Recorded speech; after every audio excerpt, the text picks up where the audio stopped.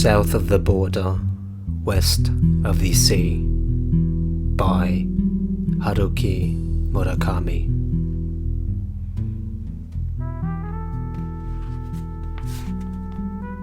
Chapter 8.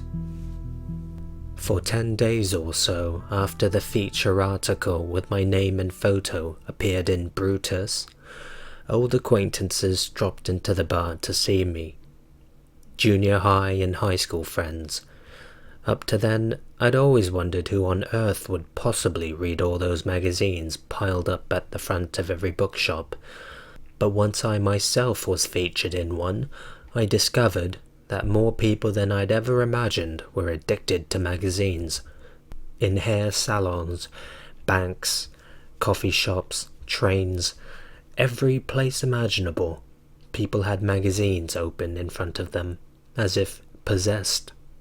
Maybe people are afraid they'll have nothing to kill time with, so they just pick up whatever happens to be on hand. It beats me. Anyway, I can't say it was the most thrilling thing in the world to see these faces from the past. Not that I didn't like talking to them, it put me in a pleasant, nostalgic mood. And they seemed happy to see me. But frankly, I couldn't care less about the subjects they brought up. How our old hometown had changed, what other school friends were up to now. As if I cared. I was too far removed from that place and time. Besides, everything they talked about brought back memories of Izumi. Every mention of my hometown made me picture her alone in that bleak flat. She's no longer attractive, my friend had said. The children are afraid of her. I couldn't get those two lines out of my head, and the fact that Izumi had never forgiven me. I just wanted to give the bar a little free publicity, but not long after the article came out, I began seriously to regret allowing the magazine to report on it. The last thing I wanted was for Izumi to see the article. How would she feel if she saw me, blithely living a happy life, seemingly unscarred by our past? A month later, though, the cast of old friends had petered out. I suppose that's one point in favor of magazines. You have your moment of fame, then poof, you're forgotten. I breathed a sigh of relief. At least Izumi didn't come in. She wasn't a Brutus subscriber after all. But a couple of weeks after that, after all the hubbub of the article had been forgotten, the last friend showed up. Shimamoto. It was the evening of the first Monday in November, and there, at the counter of the Robin's Nest, the name of the jazz club, the title of an old tune I liked, she sat, quietly sipping a daiquiri. I was at the same counter, 3 seats down, completely oblivious to the fact that it was her. I'd observed that an extremely beautiful woman had come into the bar, but that was all. A new customer. I made a mental note. If I had seen her before, I would have remembered. That's how outstanding she was. Before long, I thought, whoever she was waiting for would show up. Not that women never drank alone in a bar. Some single women seem to expect that men will move in on them. Others seem more to be hoping for it. I could always tell which one was which, but a woman this beautiful would not be out drinking alone. A woman like this wasn't the type to be thrilled by men making advances. She'd just find it a pain. That's why I wasn't paying much attention to her. Of course, I studied her when she first came in, and glanced at her every so often. She wore just a touch of makeup, and an expensive-looking outfit. A blue silk dress with a light beige cashmere cardigan. A cardigan as delicate-looking as an onion skin, and on the counter she'd placed a handbag that matched her dress perfectly. I couldn't guess her age. Just the right age was all I could say. Her beauty took your breath away, but I didn't think she was a film star or a model. Those types did frequent my bar, but you could always tell they were conscious of being on public display. The unbearable meanness of being clinging to the air around them. But this woman was different. She was completely relaxed, totally at ease with her surroundings. She rested her chin in her hands on the counter, absorbed in the piano trio's music, all the while sipping her cocktail as if lingering over a particularly well-tuned phrase.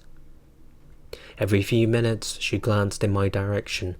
I could sense it, physically, though I was positive she wasn't really looking at me. I had on my usual outfit, Luciano Soprani suit, Armani shirt and tie, Rossetti shoes. Believe it or not, I wasn't the type to worry about clothes. My basic rule was to spend the bare minimum on them. Outside work, jeans and a sweater were fine, but I did have my own little philosophy of doing business. I wore the kind of clothes I wanted my customers to wear. Doing so, I found, put the staff just that much more on their toes and created the sort of elevated mood I was aiming for. So every time I came to the bar, I made absolutely sure I was wearing a nice suit and tie. There I sat then, checking the cocktails were mixed correctly, keeping an eye on the customers and listening to the piano trio. At first, the bar was fairly full, but after 9 it started raining and the number of customers tailed off. By 10, only a handful of tables were occupied, but the woman at the counter was still there, alone with her daiquiris. I started to wonder about her more.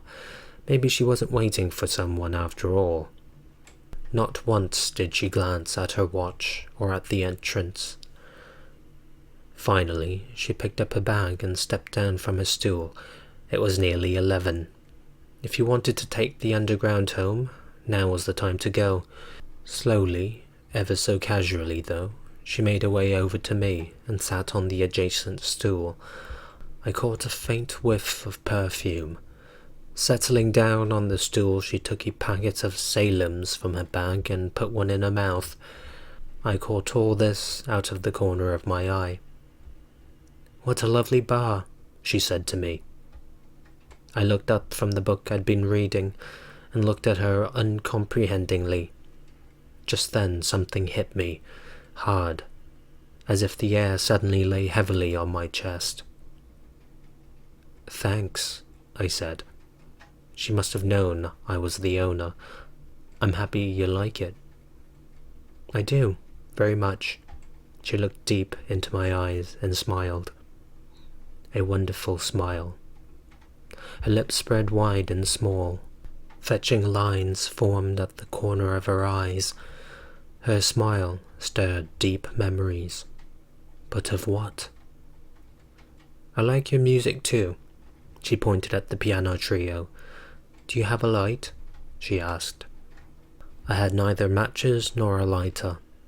I called to the bartender to bring over a book of the bar's matches, and I lit a cigarette for her.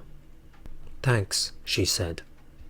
I looked at her straight on, and I finally understood. "Shimamoto," I rasped. "It took you long enough," she said after a while, a funny look in her eyes. "I thought maybe you'd never notice."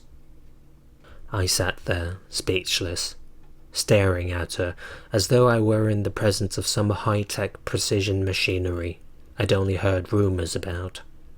It was indeed Shimamoto in front of me, but I couldn't yet grasp the reality of it. I'd been thinking of her for so very, very long, and I was sure I'd never see her again. "I love your suit," she said. "It's quite becoming." I nodded, wordlessly. The words just wouldn't flow. "Know something, Hajime?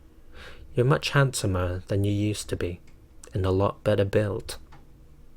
"I swim a lot," I finally managed to say. "I started in junior high. I've been swimming ever since." Swimming looks so much fun. I've always thought so. It is, but if you practice, anyone can learn, you know, I said. As soon as the words left my mouth, I remembered her leg. What the hell are you talking about? I asked myself. I was flustered, fumbling for the right thing to say, but the words eluded me. I rummaged in my suit pockets for a packet of cigarettes, and then remembered I'd given up smoking 5 years before. Shimamoto watched me silently. She raised her hand and ordered another daiquiri, giving the biggest smile. A truly beautiful smile. The kind of smile that made you want to wrap up the whole picture for safekeeping. You still like blue, I see, I said. Yes, I always have. You have a good memory. I remember almost everything about you. The way you sharpen your pencils, the number of lumps of sugar you put in your tea. And how many would that be? 2. She narrowed her eyes a bit and looked at me. Tell me something, Hajime, she began. That time about 8 years ago, why did you follow me? I sighed. I couldn't tell if it was you or not. The way you walked was exactly the same, but there was something about it that didn't seem like you. I tailed you because I wasn't sure. Tailed isn't the right word. I was looking for the right moment to talk to you. Then why didn't you? Why didn't you just come right out and see if it was me? That would have been faster. I don't know, I answered. Something held me back. My voice just wouldn't work. She bit her lip a little. I didn't notice then that it was you. All I could think was that someone was following me, and I was afraid. Really, I was terrified. But once I had got into the taxi and had a chance to calm down, it came to me. Could that have been Hajime?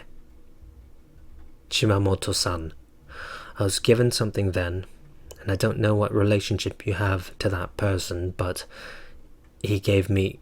She put her index finger to her lips and lightly shook her head. Let's not talk about that, all right? She seemed to be saying. Please, don't ever bring that up again. You're married? She asked, changing the subject. With 2 children, I replied.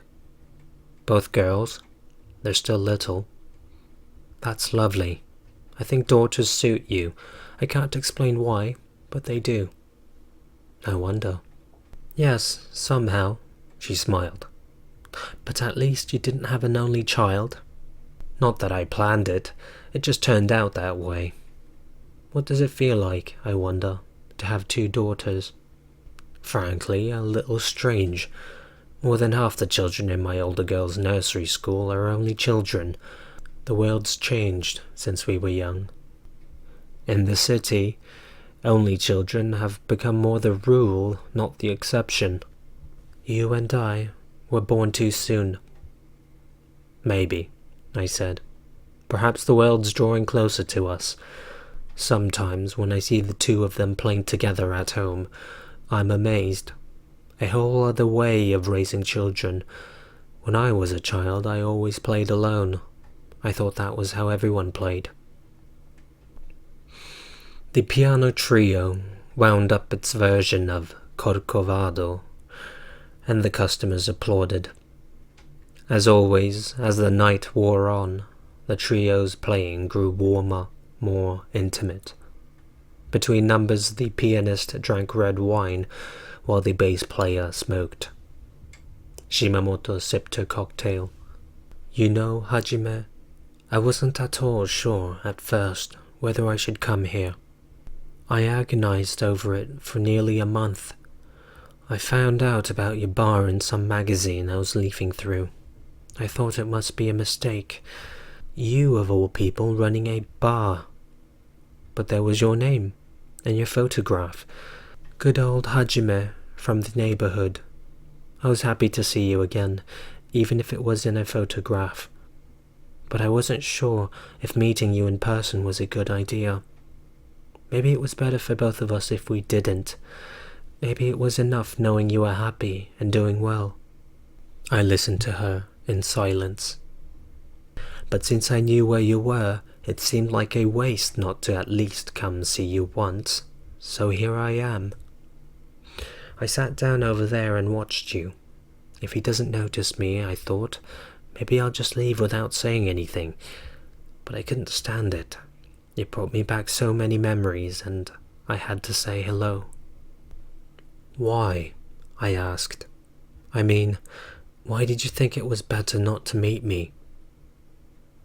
Tracing the rim of her cocktail glass with her finger, she was lost in thought. I thought if I met you, you'd want to know all about me, whether I was married, where I lived, what I'd been up to, those kinds of things, am I right? Well, I'm sure those things would come up. Of course. But you'd rather not talk about them? She smiled, perplexedly, and nodded. She had a million different variations on a smile. That's right. I don't want to talk about those things. Please, don't ask me why. I just don't want to talk about myself. I know it's unnatural, that it seems as if I'm putting on airs, trying to be a mysterious woman of the night or something.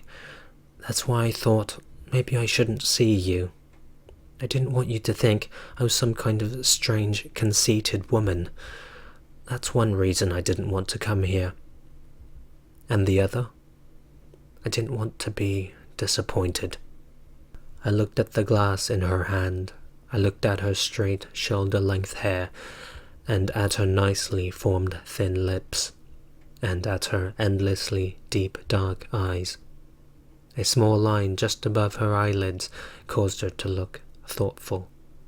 That line made me imagine a far-off horizon. I used to like you very much, so I didn't want to meet you just to be disappointed. Have I disappointed you? She shook her head slightly. I was watching you from over there. At first you looked like somebody else. You were so much bigger with a suit on, but when I looked closer, I could make out the Hajime I used to know. Do you realize that your movements have hardly changed since you were 12? I didn't know that. I tried to smile, but couldn't. The way you move your hands, your eyes, the way you're always tapping something with your fingertips, the way you knit your eyebrows as if you're displeased about something, they haven't changed a bit. Underneath the Armani suit, it's the same old Hajime. Not Armani, I corrected her. The shirt and the tie are, but the suit's not. She smiled at me. Shimamoto-san, I began. You know I have wanted to see you for a very long time, to talk to you. I had so many things I wanted to tell you. I wanted to see you too, she said, but you never came. You realize that, don't you? After you went off to junior high in another town, I waited for you. Why didn't you come? I was really sad. I thought you'd made new friends in your new home and had forgotten all about me. Shimamoto crushed out a cigarette in the ashtray. She had clear lacquer on her nails. They were like some exquisitely made handicraft, shiny but understated.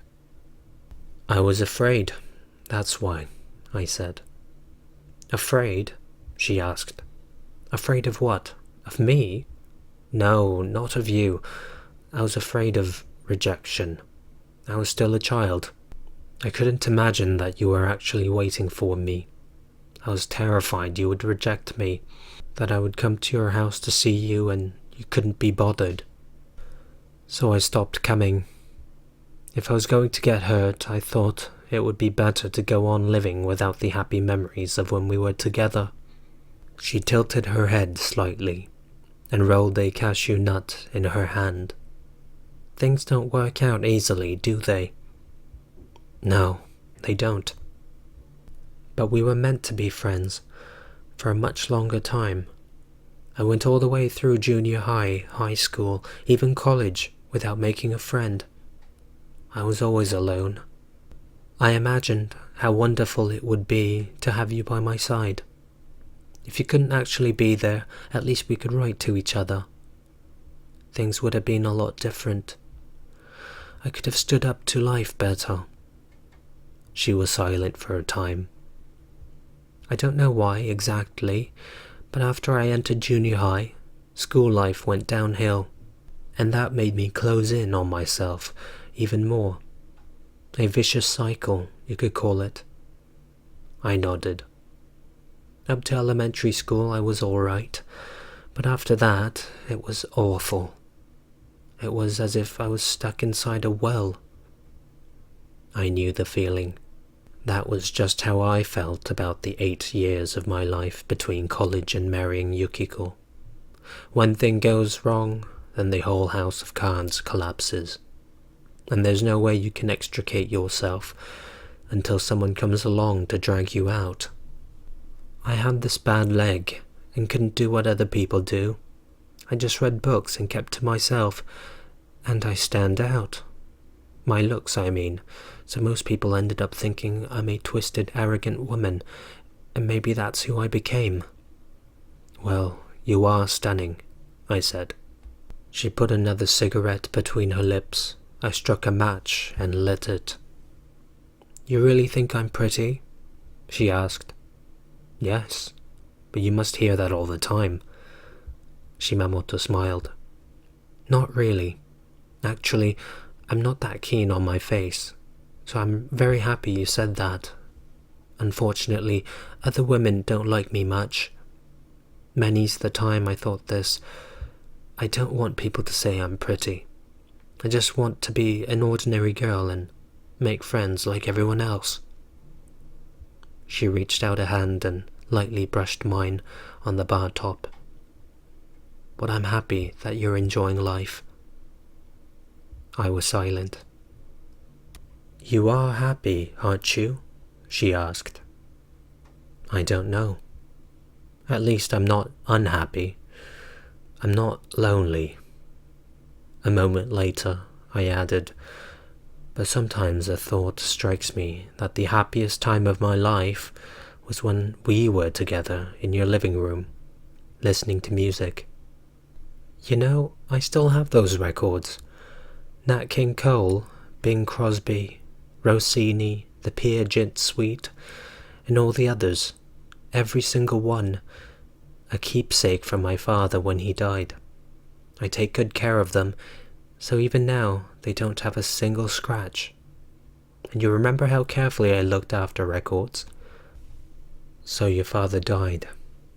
5 years ago, cancer of the colon, a horrible way to go, and he'd always been so healthy. I'd met her father a few times. He had struck me as being as tough as the oak tree that grew in their garden.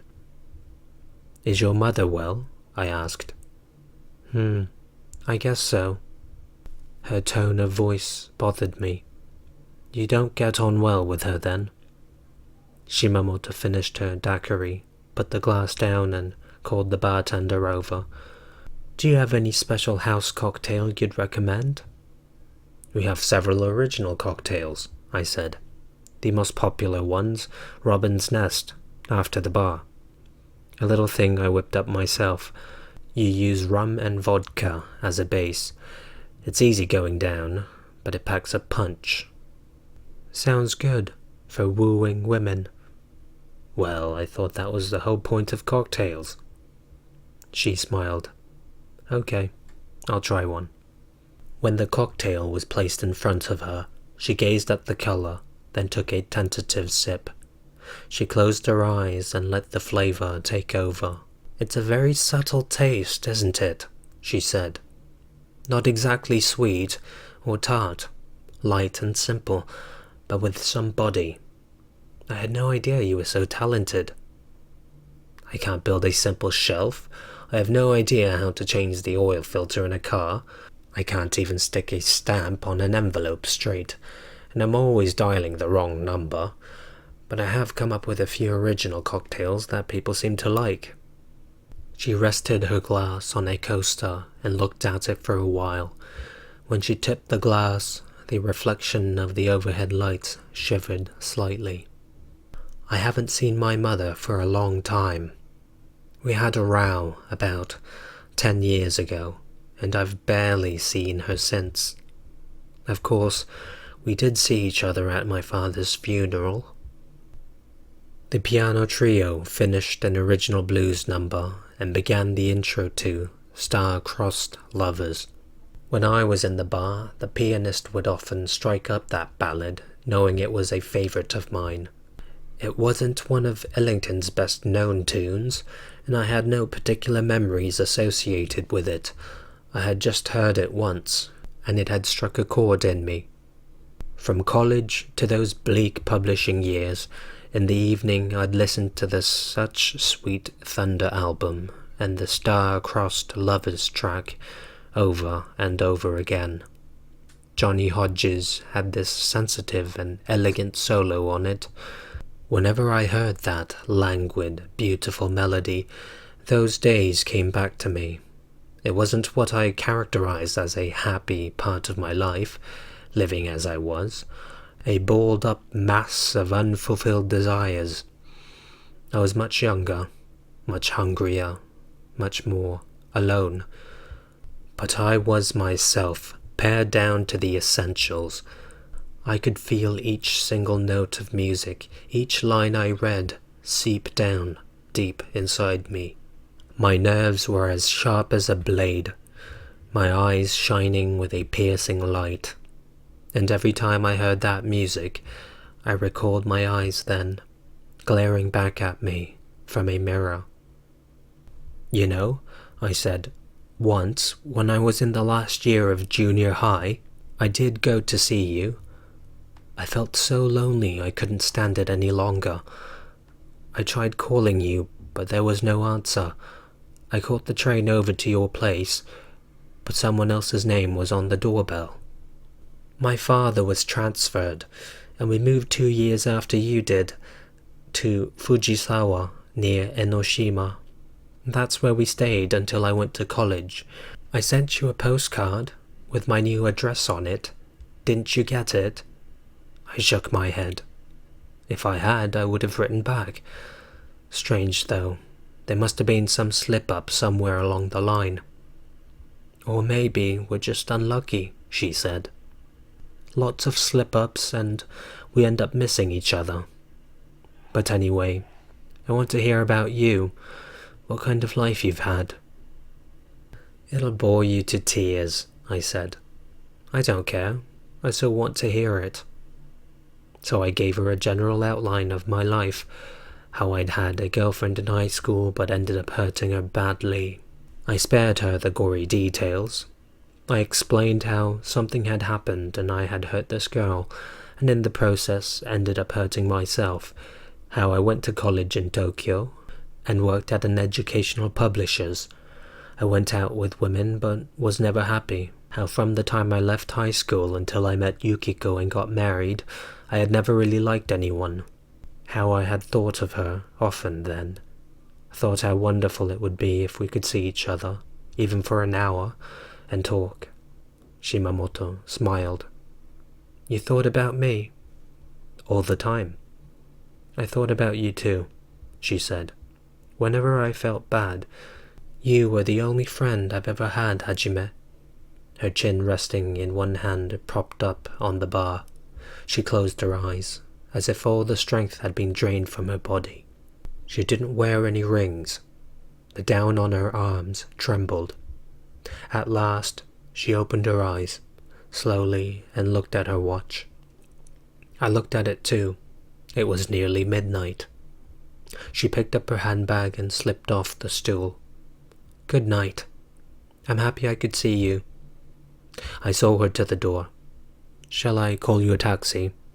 It's raining, so it might be hard to find one. If you're thinking of going home by taxi, that is." Shimamoto shook her head. "It's all right. Don't go to any trouble. I can take care of myself."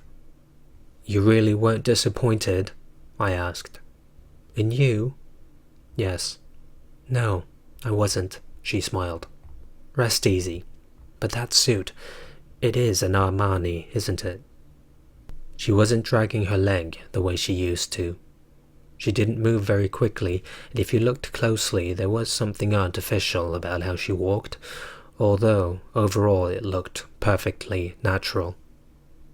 "I had an operation 4 years ago," she said, almost apologetically. "I wouldn't say it's 100%, but it's not as bad as it used to be. It was a big operation, with lots of scraping of bones, patching them together, but things went well." "That's great. Your leg looks fine now," I said. "It is," she said. "Probably it was a good decision, though maybe I waited too long." I got her coat from the cloakroom and helped her into it. Standing next to me, she wasn't very tall. It seemed strange. When we were 12, we were almost the same height. "Shimamoto-san, will I see you again?" "Probably," she replied. A smile played around her mouth. A smile like a small wisp of smoke drifting quietly skyward on a windless day.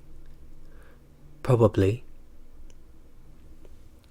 She opened the door and went out. 5 minutes later, I went up to the stairs to the street. I was worried she'd have trouble finding a taxi. It was still raining, and Shimamoto was nowhere to be seen. The street was deserted. The headlights of passing cars blurred the wait. The streets were deserted. The headlights of passing cars blurred the wet pavement. Maybe it was an illusion, I thought.